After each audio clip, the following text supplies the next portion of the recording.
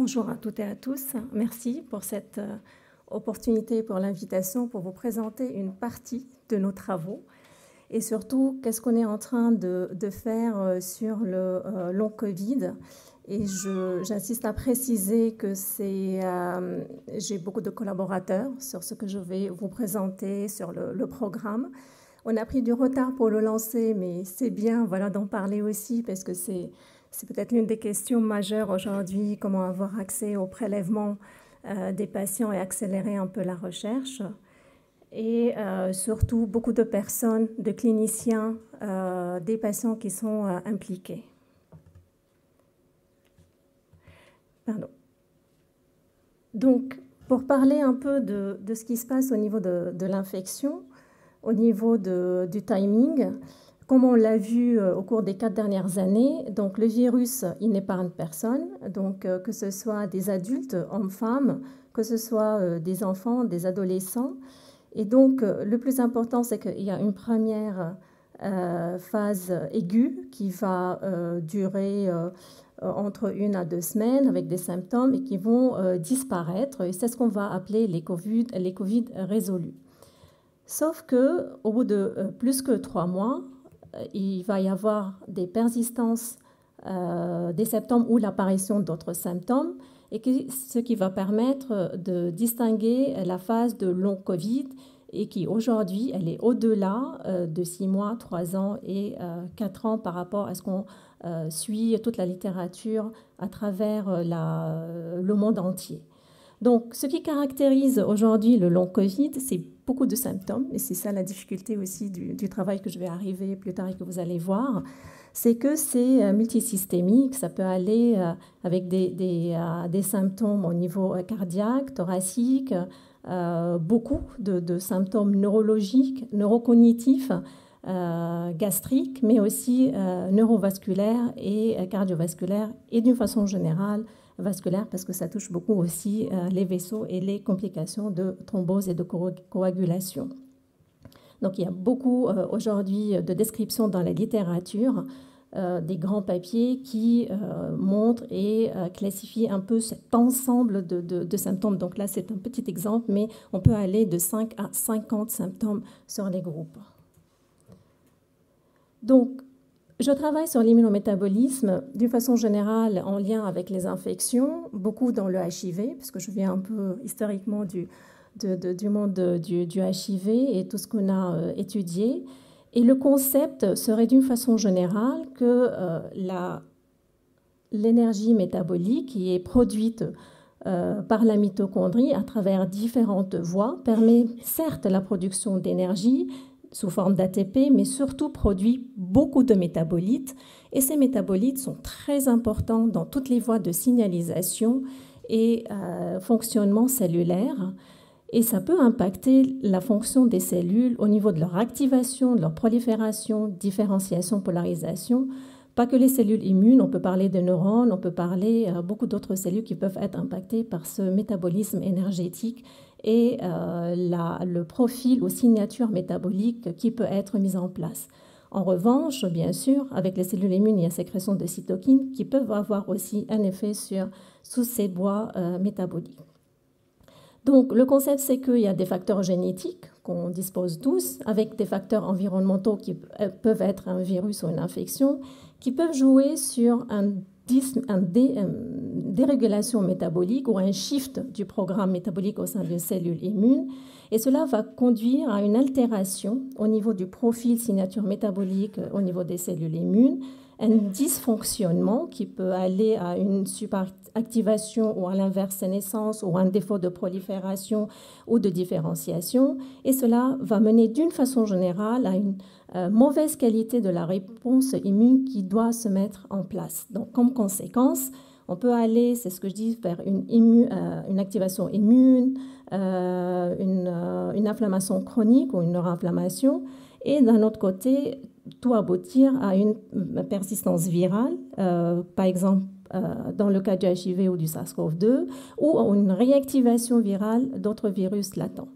Donc, il y a deux questions qui sont très intéressantes à ce niveau-là. Premièrement, est-ce que si on va aller chercher ces défauts métaboliques, immunologiques, est-ce qu'on pourrait déterminer des biomarqueurs qui peuvent nous permettre la prédiction et l'évolution de la maladie?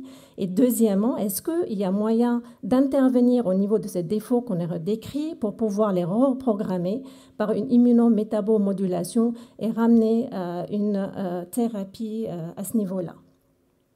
Donc, qu'en est-il par rapport au long Covid? Je ne vais pas faire toute la littérature, mais juste pour vous dire qu'il y a eu beaucoup de travaux qui ont montré qu'il y a un défaut mitochondrial, un dysfonctionnement.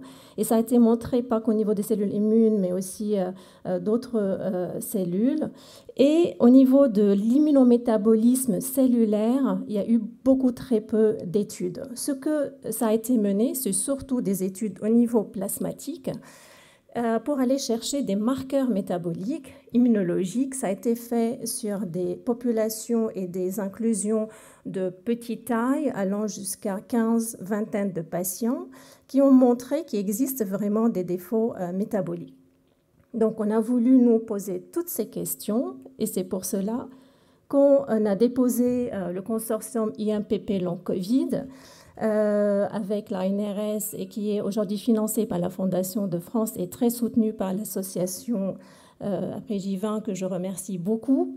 Et donc ce grand programme, donc il a été lancé fin 2022, mais il vient après juste 2 ans de démarrer pour plein de questions, voilà, et de difficultés et de retard. Mais on est content aujourd'hui, donc voilà, de commencer à travailler.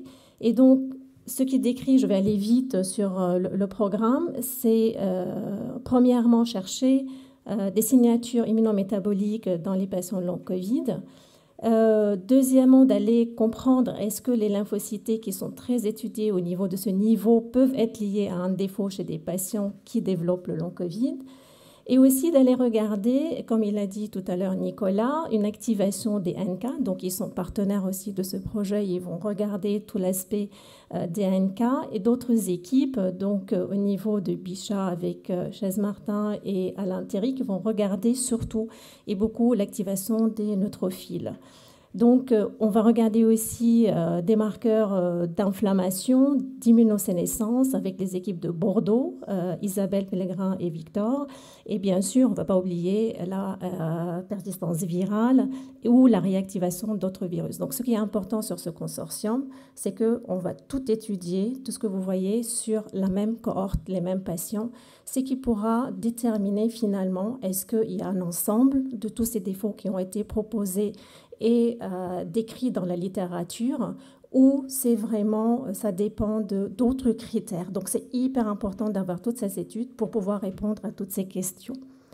Donc, voilà, pour avancer, nous, on a pu mener la première étude sur le Work Package 1. C'est une étude rétrospective. On a une grande chance d'avoir accès à des plasmas. Donc, on a pu trouver inclure dans l'étude 110 patients long Covid, 60 patients Covid résolus et 60 contrôles.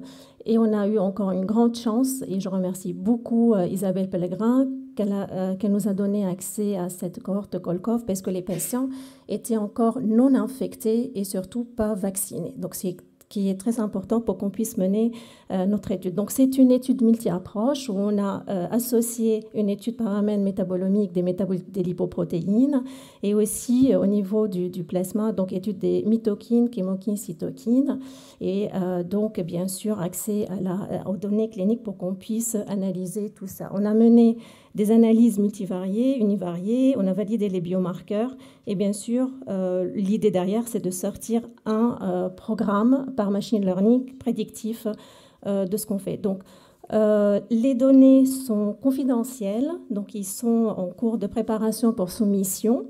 Donc, je ne pourrais pas vous dire tous les marqueurs, mais quand même, je vous décris ce qu'on a vu en grand, c'est qu'il y a beaucoup une imbalance au niveau du cycle de TCA, au niveau des voies glycolytiques, de la bêta-oxydation et un grand favori pour la voie de glutamine et une accumulation beaucoup de glutamate au niveau du plasma.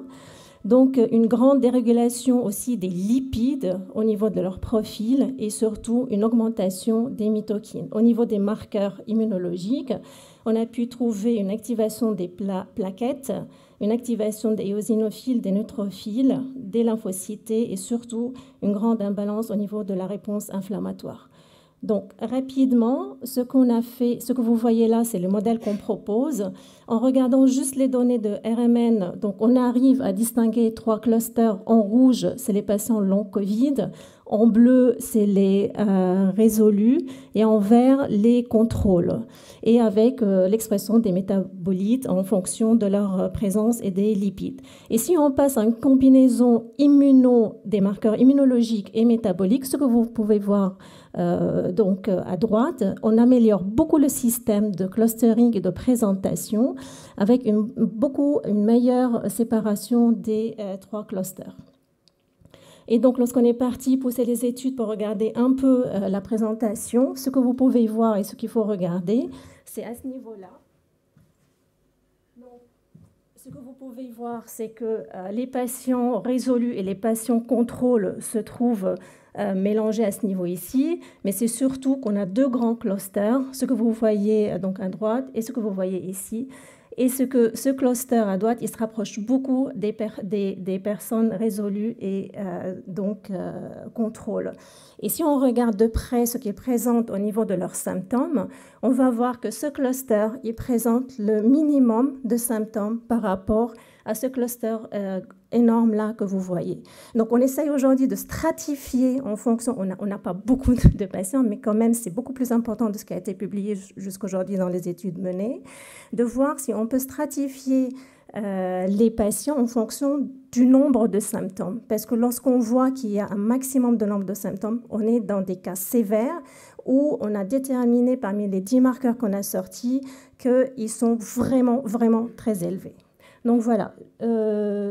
Donc, on avance sur cette étude pour pouvoir déterminer un modèle de prédiction de diagnostic et stratifier par rapport donc, au nombre de symptômes et leur caractérisation, valider bien sûr sur des grandes cohortes. Et à partir de toutes nos études, maintenant on sort à travers une étude de Reactome les voies impliquées, parce que ça nous intéresse beaucoup de partir sur la deuxième partie au niveau cellulaire, d'aller valider ces marqueurs et de comprendre exactement qu'est-ce qui se passe. Et bien sûr, d'aller sur une médecine de précision si on arrive à travers ces modèles et pourquoi pas aller sur d'autres infections.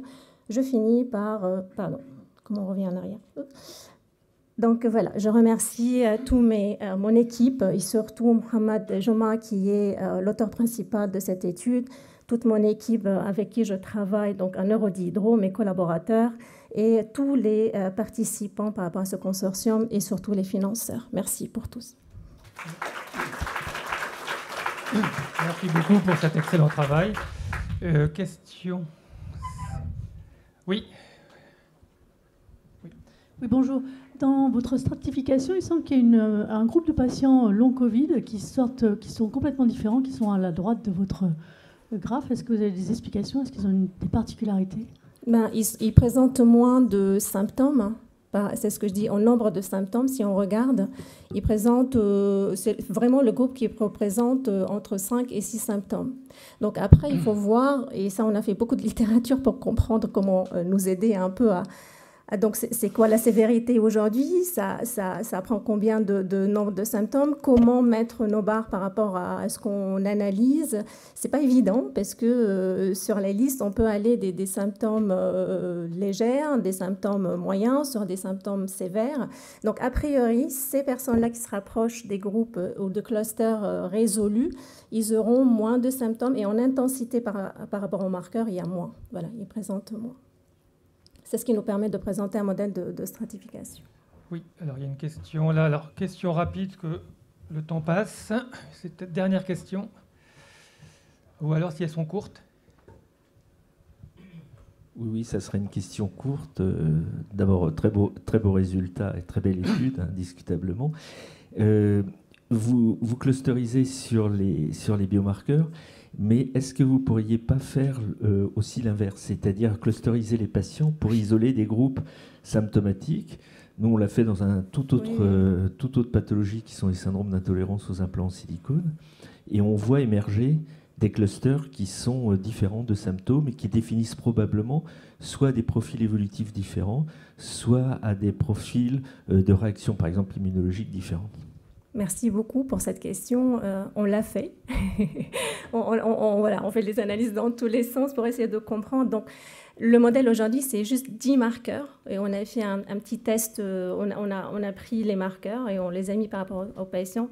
Le système était capable de les classer 100% long Covid par rapport à ces 10 marqueurs. On en a d'autres, qu'on est en train justement de voir comment partir sur les symptômes et faire l'inverse pour voir les clusters par rapport à ces symptômes-là.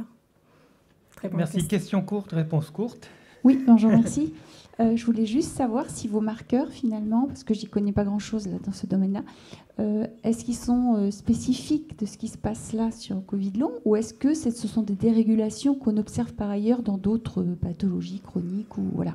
Alors, regardant un peu toute la littérature, ils sont spécifiques du long Covid, mais rien n'empêche qu'il faut tenter de les voir sur d'autres cohortes et d'autres infections aussi, surtout de long terme et qui persistent avec les mêmes symptômes. Ok, parfait. Merci beaucoup encore.